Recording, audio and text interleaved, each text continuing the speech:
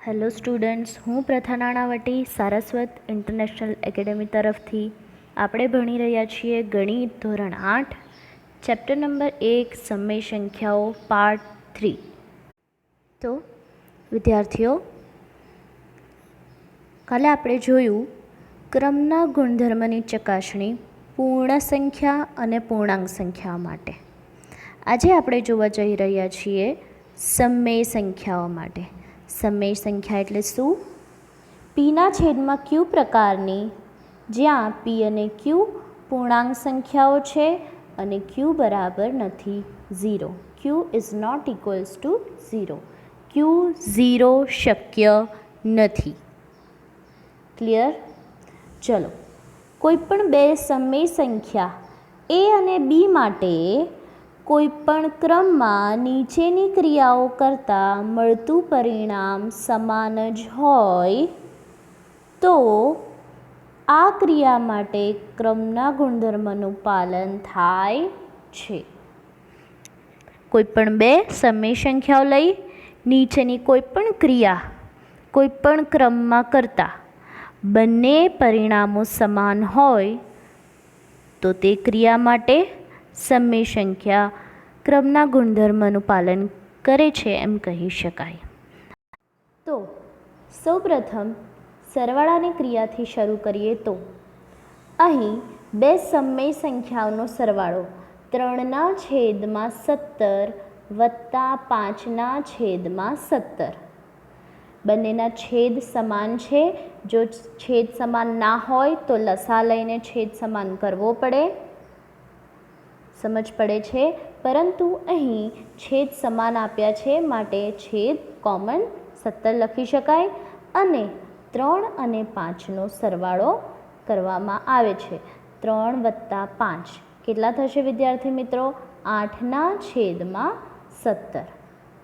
હવે આ જ સંખ્યાને ક્રમ બદલતા 3/17 વત્તા 5/17 તેના બદલે 5/17 વત્તા 3/17 કરતા લસા લેવાની જરૂર નથી. છેદ સમાન જ છે 17 માટે આપણે લઈએ અહીંયા 17.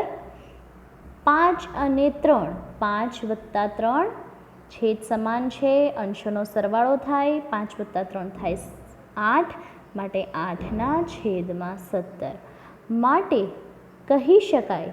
તમે જોઈ શકો છો વિદ્યાર્થી મિત્રો, આ બંનેના જવાબ કેવા આવે છે? સમાન. માટે કહી શકાય કે ક્રમ બદલતા પરિણામ કેવું રહે છે? સમાન રહે છે. માટે a+b બરાબર b+a. માટે કહી શકાય કે સમય સંખ્યા માટે ક્રમના નિયમનું સરવાળાની ક્રિયા માટે પાલન થાય છે. સમજ પડે છે? હવે બાદબાકી માટે અહીં 1/2 અને 1/3ની બાદબાકી બતાવી છે. 2 અને 3નો લસાઅ તમે જાણો છો કે 2 અને 3નો લસાઅ 6 આવે છે. 1/2 ને અંશ અને છેદમાં 3 વડે ગુણતા અને 1/3 ને અંશ અને છેદ બંનેમાં 2 વડે ગુણતા બંનેના છેદ સમાન થશે માટે છેદ સામાન્ય આવશે 6. હવે 1/3 3 અને 1/2 2 માટે આપણો જવાબ આવશે 1/6.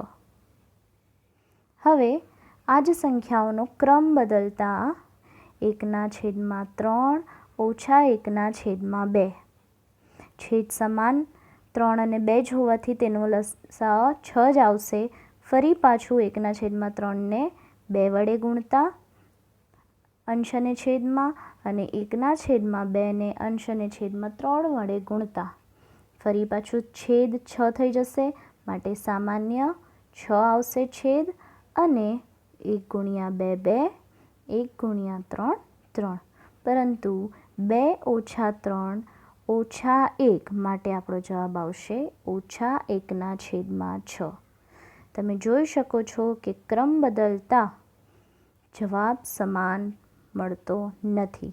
માટે કહી શકાય કે આ બંને બાદબાકીનો જવાબ સમાન નથી. માટે A ઓછા B is not equals to B ઓછા A. માટે સમમેય સંખ્યા માટે બાદબાકીની ક્રિયામાં ક્રમના નિયમનું પાલન થતું નથી. ગુણાકારની ક્રિયા માટે ચકાસતા -5/9 ગુણ્યા 2/3. આપણે જાણીએ છીએ કે છેદ સાથે છેદનો ગુણાકાર અને અંશ સાથે અંશનો ગુણાકાર. માટે લખી શકાય કે -5 ગુણ્યા 2/9 ગુણ્યા 3.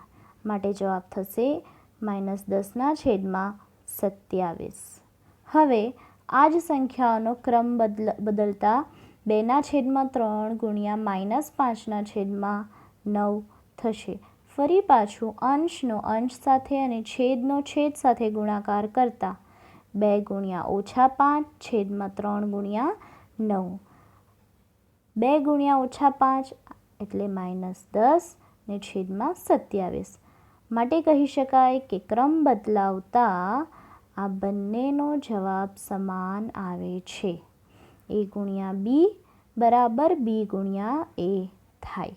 માટે સમમેય સંખ્યામાં ગુણાકારની ક્રિયા માટે ક્રમના નિયમનું પાલન થાય છે.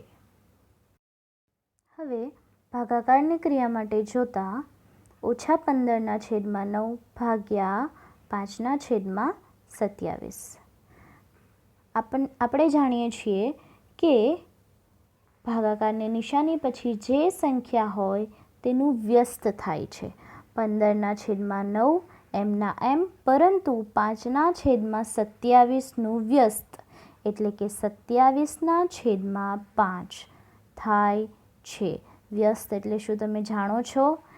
1/9 અને 9 આ બંને એકબીજાના વ્યસ્ત છે. અંશ છેદમાં જાય અને છેદ અંશમાં જાય.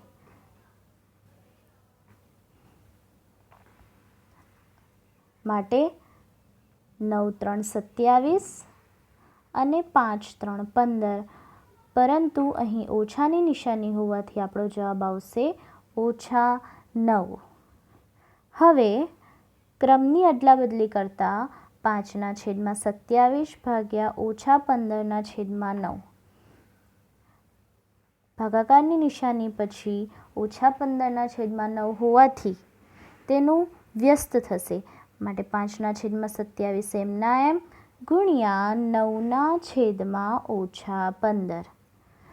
9×3 27, 5×3 15. પરંતુ આ વખતે અંશમાં 1 બચશે અને છેદમાં 9 થશે.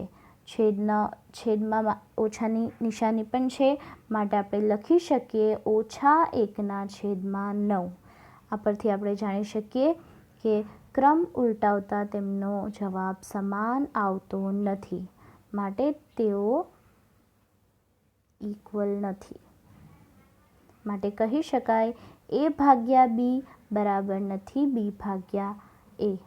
માટે સમમેય સંખ્યા માટે ભાગાકારની ક્રિયામાં ક્રમના નિયમનું પાલન થતું નથી. હવે આપણે ત્રીજો ગુણધર્મ એટલે કે જૂથનો ગુણધર્મ જોવા જઈ રહ્યા છીએ. તે સૌપ્રથમ પૂર્ણ સંખ્યા એટલે 0થી શરૂ થતી અને બધી જ ધન સંખ્યાઓને આવરી લેતી સંખ્યાઓ. કોઈપણ 3 પૂર્ણ સંખ્યા P, Q અને R માટે જૂથ બદલતા નીચેની ક્રિયાઓ કરતાં મળતું પરિણામ સમાન જ હોય તો આ ક્રિયામાં જૂથના ગુણધર્મનું પાલન થાય છે એમ કહી શકાય. સૌપ્રથમ આપણે જોશું સરવાળાની ક્રિયા માટે. અહીં 3 સંખ્યાઓ લીધી છે 3, 2 અને 5. સૌપ્રથમ 3 વત્તા કૌંસમાં 2 વત્તા 5 કૌંસ પૂરો એટલે કે 2 અને 5ને એક જૂથમાં રાખ્યા છે. 2 વત્તા 5 થાય 7. માટે 3 એમના એમ વત્તા 7. 3 વત્તા 7 10. હવે આ જ 3 સંખ્યાઓ 3, 2 અને 5નો સરવાળો, પરંતુ જૂથ બદલતા 3 વત્તા 2ને એક જૂથમાં મૂકતા 3 વત્તા 2 થાય 5. 5 સાથે સરવાળો કરતાં 5 + 5 10. આમ જૂથ બદલતા ત્રણેય સંખ્યાના સરવાળાનું પરિણામ સમાન જ મળે છે. માટે કહી શકાય કે જૂથ બદલતા પણ બંનેના પરિણામ સમાન હોય અને પૂર્ણ સંખ્યા માટે સરવાળાની ક્રિયા માટે જૂથના નિયમનું પાલન થાય છે. આ જ રીતે બાદબાકીની ક્રિયા માટે 8, 10 અને 2 આ ત્રણ સંખ્યા લઈ તેની બાદબાકી કરતા, પરંતુ સૌપ્રથમ મેં 10 અને 2ને એક જૂથમાં રાખી સૌપ્રથમ એનો બાદબાકી કરી તો તેનો જવાબ આવે છે 8. 8 - 8 થશે 0. હવે જૂથ બદલતા 8 અને 10ને એક જૂથમાં રાખતા 8 - 10 થાય -2. -2 - 2 માઇનસ પ્લસ થાય, માટે 4 અને મોટી સંખ્યાની નિશાની આમ -4. માટે આપણે કહી શકાય કે 0 બરાબર નથી -4.